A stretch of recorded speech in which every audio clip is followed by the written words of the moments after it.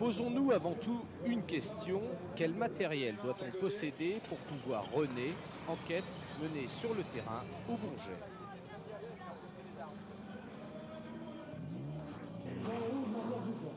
J'ai acheté la Fiesta Turbo, 133 chevaux d'origine. Et comment j'ai rencontré le collègue qui m'a fait découvrir les runs là, qui m'a fait découvrir aussi le potentiel du véhicule que je venais d'acheter. Parce que la Fiesta Turbo d'origine, le train avant est assez faible, c'est pour ça qu'il y en a beaucoup qui ont fini au talus. Donc on a renforcé tout le train avant, on a changé les jantes, on a passé en 15, surtout pour avoir une taille plus large.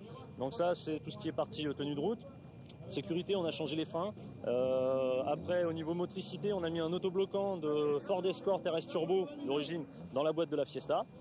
Mais bon, ça commence à pousser pas mal, quoi. Et pour que sa voiture soit performante, Walter a dû investir. Il a acheté sa Ford Fiesta d'occasion pour un montant de 33 000 francs. Après de nombreuses modifications, la facture s'élève à 70 000 francs, ce qui veut dire que sa Ford vaut actuellement 103 000 francs. Un investissement qui n'est pas négligeable puisque cela lui permet d'obtenir 200 chevaux et de rivaliser avec les meilleurs runners français. Avec cette puissance, Walter parcourt en effet la distance de 200 mètres au départ arrêté en moins de 9 secondes pour le plus grand plaisir des spectateurs. Lors de cette première journée, les 85 runners présents au Bourget ont pu s'affronter dans d'interminables duels. Mais avant de se confronter aux autres concurrents, la journée d'un runner commence tôt, très tôt. Après les inscriptions, le pilote doit passer une visite médicale. Ensuite, c'est sa voiture qui est également contrôlée par des techniciens spécialisés.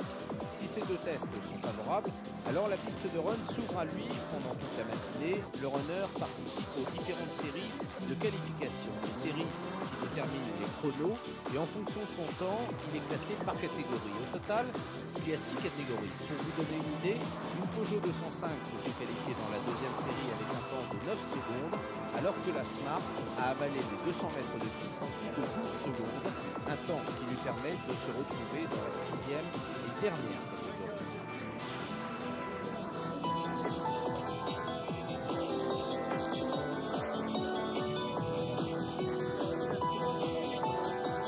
Lors d'une journée de run, il y a des surprises, comme par exemple cette R5 GT Turbo blanche qui écrase une Porsche 920 vitesses.